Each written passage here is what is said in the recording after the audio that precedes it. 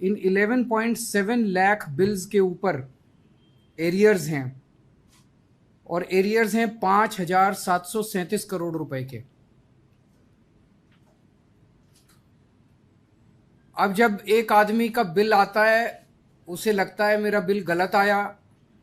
वो भरने की उसमें नहीं है,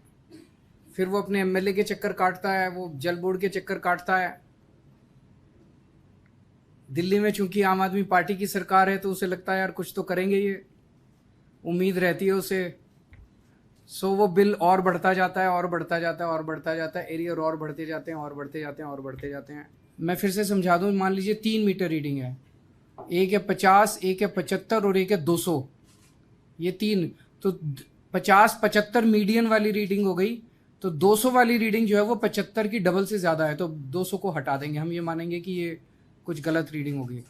सो जितनी भी हमारे पास ओके रीडिंग्स होंगी, ऐसी आउटलायर रीडिंग्स को हटाने के बाद जो रीडिंग्स बचेगी उसका एवरेज लेके जितने महीनों में उसने बिल नहीं भरा होगा उन सब महीनों में उस बिल को हम डाल देंगे और उसके हिसाब से उसका बिल बना के भेजेंगे। जिन लोगों के एक या एक से भी कम नील ओके रीडिंग है, फिर हम उसके पड़ोसियों का देखेंगे, क्योंकि जिस इलाके में रहता है, मान लो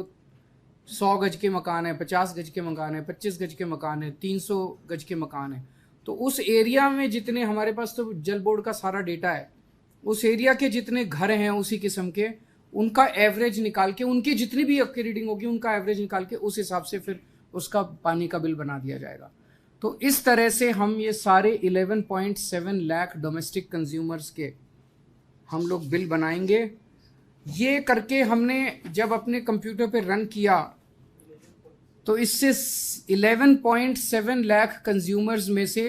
7 लाख कंज्यूमर्स के बिल ज़ीरो हो जाएंगे।